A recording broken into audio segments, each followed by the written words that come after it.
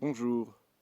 Alors, une autre définition possible de la peur d'avoir peur, c'est celle des symptômes. Il faut savoir que les symptômes sont très désagréables pour une personne agoraphobe.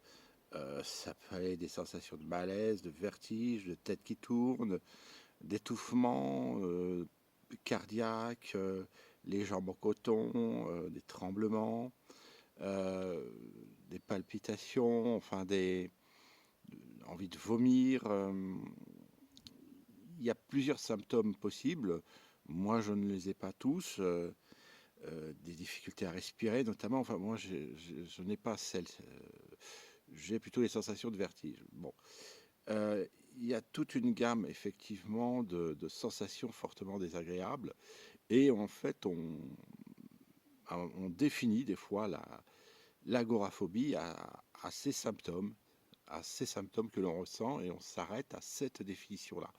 Je pense que tout coup, qu'il soit physique ou mental, entraîne une réaction de symptômes euh, douloureux, euh, entraîne une souffrance. Pour moi, c'est pas suffisant pour définir ce qu'est l'agoraphobie. Si on définit juste l'agoraphobie comme avoir des symptômes fortement désagréables et en avoir cette peur, effectivement, qu'on n'aime pas. On n'aime pas vivre cela, on n'aime pas ces symptômes. On le vit forcément mal. Pour moi, c'est une évidence. Mais ils ont aussi leur part, je veux dire, d'alerte. Hein. Ils sont là pour nous alerter et nous dire qu'il y a quelque chose qui ne va pas. Euh, une personne qui pose sa main sur une plaque chauffante, si elle ne ressent pas qu'elle est en train de se brûler la main, elle ne va pas retirer sa main de la plaque chauffante. Donc il faut avoir une sensation douloureuse pour avoir une indication d'un coup qui nous est porté. J'appelle ça un coup, mais bon. Là, il est physique. Ça peut... voilà, enfin, on peut se taper le pied contre... enfin, l'orteil contre le pied d'une table, par exemple. Bon, on a une souffrance. On sait qu'il faut se soigner. Quand on a une carie, elle peut nous faire mal. Euh, tout ce qui relève d'un problème de santé, euh, physique, psychologique, a pour une réaction qui est de l'ordre de la douleur, de la souffrance. Ça vaut aussi pour toutes les phobies. On peut ressentir beaucoup de souffrance si on est enfermé dans une pièce avec des serpents et si on a la peur des serpents. On va finir par euh, ressentir des symptômes fortement désagréables. Une personne qui a peur de traverser un pont, elle va commencer à ressentir ces symptômes. Euh, si finalement elle prend la décision de ne pas traverser le pont, ils vont disparaître.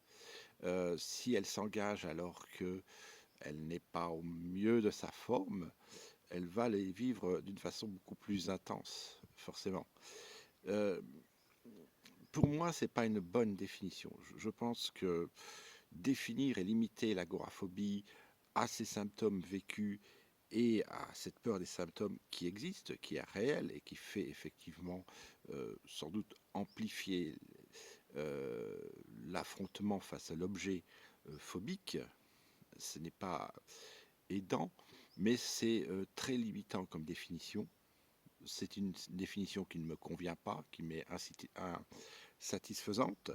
Moi, je me suis cassé le bras, le coude, une fois, j'avais mal. Oui, j'avais mal.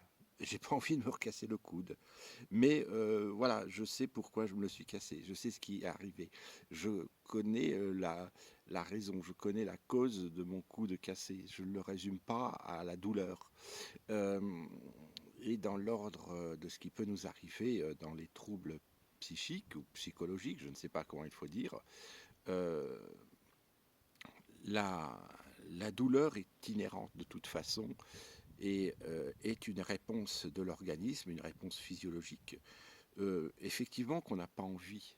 on n'a pas envie de souffrir, on n'a pas envie de vivre euh, des souffrances physiques, psychiques, et qu'on a envie de les éviter, oui. Mais est-ce que définir l'agoraphobie juste à cela, je trouve ça un peu pauvre. C'est-à-dire qu'on ne la définit pas en fait. On ne lui attribue pas un objet en tant que tel. Euh, Ça ne fait que contribuer, à mon avis, à l'incompréhension, à- au fait que justement ceux qui ne vivent pas cela ne peuvent pas comprendre. Si on dit que le feu ça brûle, que l'eau ça mouille et que se taper le pied ça fait mal, voilà, et qu'on a peur de ça, bon bah oui, vous êtes gentil, vous avez peur de ressortir des choses désagréables. Or dans la vie, il y a des choses désagréables. Et je reviendrai là-dessus sur un article que j'ai lu il n'y a pas longtemps d'un journaliste justement sur la santé mentale. Et je trouve qu'il ne faut pas prêter le jeu, un article que j'ai trouvé pitoyable, il ne faut pas prêter le flanc en tout cas à, à ces personnes qui minimisent. Et je trouve que si on n'arrive pas à cerner et à définir et à décrire l'objet exact de ce qu'est l'agoraphobie, on ne peut pas se faire entendre et comprendre. Donc pour moi, la peur d'avoir peur sur son aspect seulement des symptômes ressentis et qui se limiteraient des symptômes forcément désagréables, à cela n'est pas recevable. Voilà, bon, bien j'aborderai la prochaine fois, enfin rapidement, donc je pense pas la prochaine fois, mais la fois d'après, exactement la définition que je donne. Je vous salue.